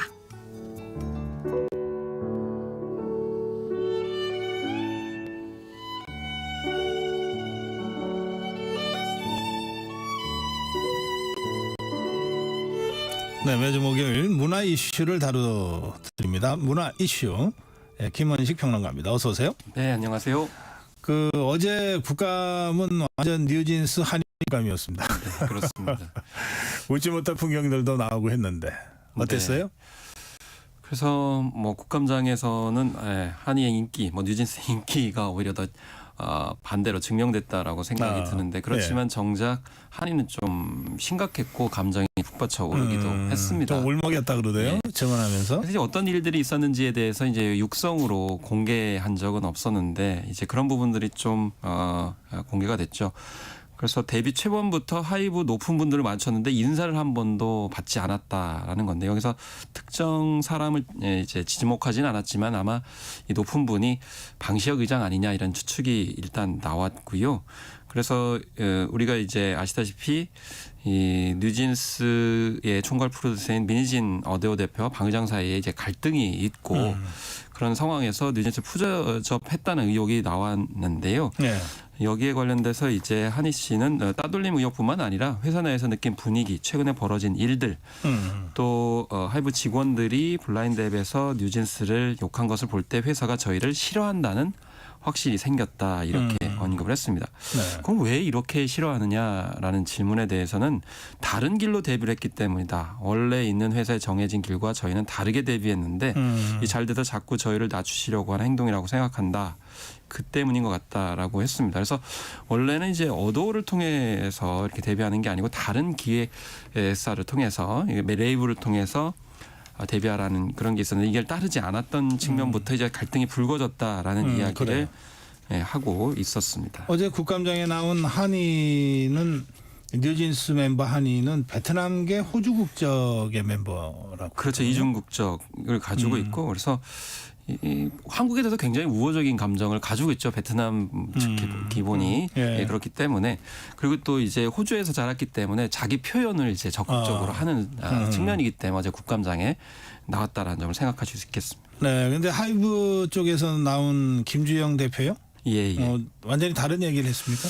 일단 한희 씨 주장을 믿고 있는데 아쉽게 증거 확보는 하지 못했다. 그리고 취할 수 있는 조치는 다 했다. 이렇게 언급하니까 바로 한희 씨가 최선을 다했다고 생각하지 않는다. 충분히 하실 일들이 더 있다.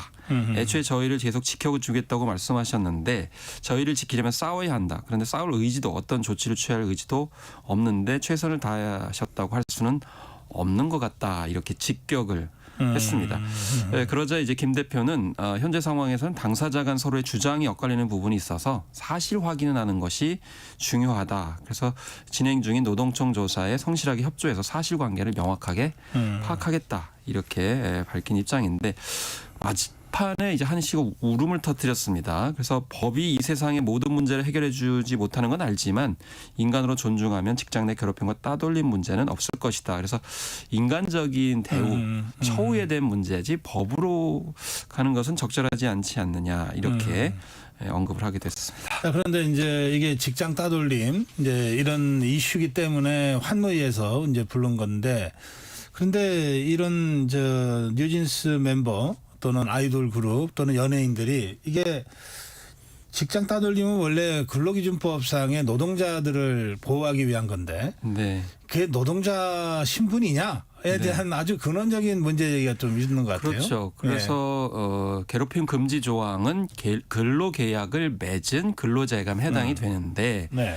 과연 이 전속계약을 맺은 연예인들이 노동자냐 근로자냐 여기에 대해서는 엇갈리고 있는 것이고 김유진 고용부 노동정책실장도 현행 근로기준법상으로는 적용하기 힘든 현실이 있다 이렇게 얘기하고 있는데, 다른 측면을 얘기하는 분들은 대등한 관계로 맺은 그런 계약이 아닌 점을 강조하고 있다. 보통 아이돌은 연습생 시절부터 각종 통제와 규제를 받고 있기 때문에 그런 부분들을 과연 대등한 관계로 볼 수 있느냐. 특히 청소년인 경우가 이제 상당하기 오죽하면 때문인데요. 노예계약이라는 말까지 얼마 전이긴 합니다만 나왔겠어요. 노예계약이 아니더라도 자기 의사표현을 제대로 할 수 없는 환경에 있기 때문에 그런 점에서 이런 부분들을 해결해야 된다라는 건데, 다만 여기에서 또 하나의 이제 쟁점은 그 직장 내 괴롭힘을 한 가한 주체가 예를 들면 이제 인디 레이블의 그런 매니저가 이제 홀대를 했다라는 건데, 그건 이제 직속 상관이 아니거든요. 아하. 같은 또 직장이라고 보기엔 너무 폭이 넓고, 그다음에 방시혁 기장이 인사를 안 받았다. 인사를 안 받았다는 것을 가지고 직장 내 괴롭힘을 적용할 수 있느냐. 이런 이제 미묘한 점들이 있기 때문에 그런 부분들은 좀 더 따져봐야 된다는 지적도 있습니다. 법만 갖고 해결하기 그렇죠. 어려운. 그래서 법 문제를 얘기를 하는 거죠. 네. 예. 자, 다음 주제로 가볼게요. 한강 작가 6일 만에 100만 부의 책이 나갔다고요? 네, 그렇습니다. 그래서 전자책까지 합치면 110만 부가 나갔습니다. 그래서 이렇게까지 빨리 나갈 줄은 앞으로 이제 더 200만 부를 돌파하게 되면은 더 나타날 것 같은데요.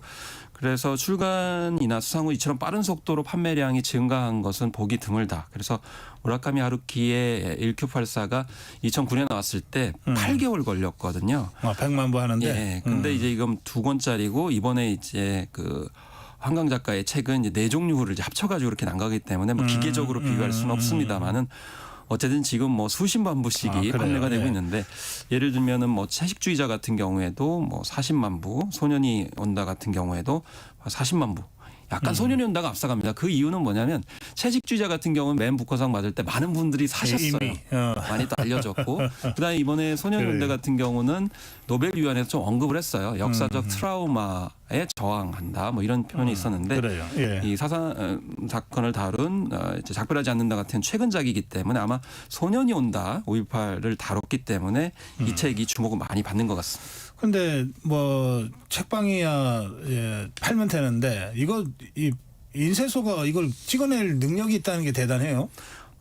능력이 있다 없다를 새로 떠나가지고 찍어내서 지금 파는 거 아니에요? 그래서 주말 사이에 이제 야간 근무를 엄청나게 하셨더라고요.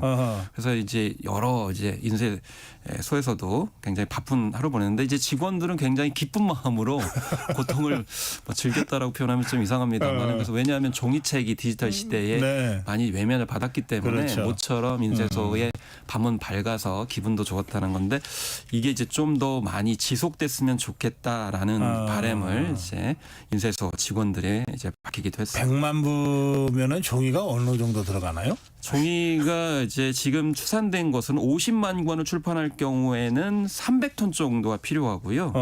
그래서 100만 부를 돌파하는 그런 상황이라면 600톤 이상의 종이가 필요하다는 겁니다. 대단하네. 그래서 이제 뭐 만 부당 한 5, 6톤 정도의 종이가 필요한 셈인데, 물론 환경을 생각하시는 분들은 또 이제 나무가 또 많이 소모되는 거 아니냐는 생각이 드는데, 어쨌든 중요한 거는 이렇게 소장하고 싶은 책이 생겼다는 점, 이게 전 중요하다고 있다고 봅니다. 그래서 그동안 책을 안 읽는다, 책이 안 판매된다라는 거는 결국 국민들이 원하는 책, 읽고 싶은, 소장하고 싶은 책이 없었기 때문이 아닌가 거꾸로 또 생각을 해보게 되는 현상이라고 볼 수 있겠습니다. 예. 자, 다음 주제로 갈게요. 개그맨 이진호 씨의 불법 도박 논란인데요. 이게 어떤 상황입니까? 네, 이제 본인이 스스로 밝혔습니다. 자기가 우연한 기회에 불법 인터넷 도박에 빠져가지고 주변 지인들을 포함해서 많은 이제 빚을 지게 됐다라는 것이고, 저런. 그래서 이제라도 이거를 밝히고 뭐 변제를 하겠다. 이렇게 밝히고 또 그 응당한 벌을 받겠다라고까지 이야기를 했는데요. 네. 아마 이제 알려진 사실에 따르면은 이제 고소를 당한 그런 사례가 있었습니다. 뭐 합의를 했다는 이야기도 나오고 있습니다만은 결국에는 이제 압박을 두 가지 관점에서 못 견딘 것 같습니다. 이제 채무 규모라든지 그리고 그 같은 사실이 지금 이제 여러 이 소송 대상이 될 수 있기 때문에 먼저 선제적으로 밝히면서 이제 자신의 해법을 이제 찾는 것으로 이렇게 나타나고 있고, 여기에 대해서 이제 민원이 제기가 됐고 또 경찰 수사가 이제 나서고 있는 상황이죠. 그러니까 이진호 씨가 불법 도박에 빠졌어요. 그래서 이제 돈을 잃었어요. 네. 그런데 자기 돈 다 잃고 이제 다른 사람들 돈까지 빌려서 도박을 해서 또 잃고 네. 그러면서 이제 돈을 갚아야 되는 상황에서 이제 압박을 느끼게 네. 됐고 소송도 당했다. 네, 돈 그렇습니다. 갚아라. 이제 이런 상황이라는 네, 거죠. 그렇죠. 그런데 이제 돈을 빌리는 과정에서 우리가 도박을 하고 해서 돈을 꾸는 사람은 없거든요. 그렇죠. 나 도박비 좀 빌려줘. 이건 안 빌려주지. 네. 그렇기 때문에 이제 그 돈을 빌리는 과정에서 이제 거짓말을 한 것이죠. 심지어는 이제 그렇게 되겠네요. 어머니의 예. 어떤 병 아이고, 이런 것을 예, 이제 핑계를 대서 그래서 예. 그 부분에 있어서 사기에 해당이 되는 것 아니냐. 그리고 불법으로 유용한 돈이 있다고 그러면 특정 경제 범죄법에 해당이 되는 거 아니냐 이런 지적인데, 뭐 일부 보도에서는 한 20억 원 이상의 빚을 졌다는 보도가 나오는데 이건 사실인지 따져봐야 되겠습니다만은, 중요한 거는 이제 연예인이다 보니까 주변에 이제 현금을 가지고 있는 연예인들이 꽤 있었던 거죠. 그러다 보니까 그래요. 일반인보다는 훨씬 더 액수가 커져버리는 그런 특수상황이 되었습니다. 근데 이 개그맨 이진호 씨의 이 사건으로 이제 사회적 이슈가 됐지만 이게 불법 온라인 도박이 계속 그렇게 늘어나고 있다 그러대요. 그렇습니다. 그래서 2019년에 13,000여 건의 신고 건수가 있었는데 2003년에 39,000여 건, 그래서 3배가량 증가를 했고 네. 무엇보다 불법 스포츠 도박이 20% 가까이 돼서 큰 문제인데, 중요한 거는 이게 청소년들에게도 스마트폰이면은 쉽게 접근이 가능한 그렇죠. 측면이기 때문에 예, 감시 인력 충원이라든 예산 네. 증대를 통해서 막아야 된다는 그런 의제를 또 도출하고 있습니다. 그래서 이 사건 계기로 우리 불법 네. 도박에 대한 전반적인 한번 점검이 맞습니다. 필요하다, 이런 말씀 100조 원 문제 규모라고 합니다. 해드리겠습니다. 예, 오늘 여기까지 하겠습니다. 김원식 문화평론가였습니다. 네, 감사합니다. 네, 10월 17일 목요일 전격 시사 오늘은 여기서 마무리하고 여러분께 인사드리겠습니다. 저는 내일 아침 7시 20분 다시 여러분 찾아뵙겠습니다. 고맙습니다. 일상생활에서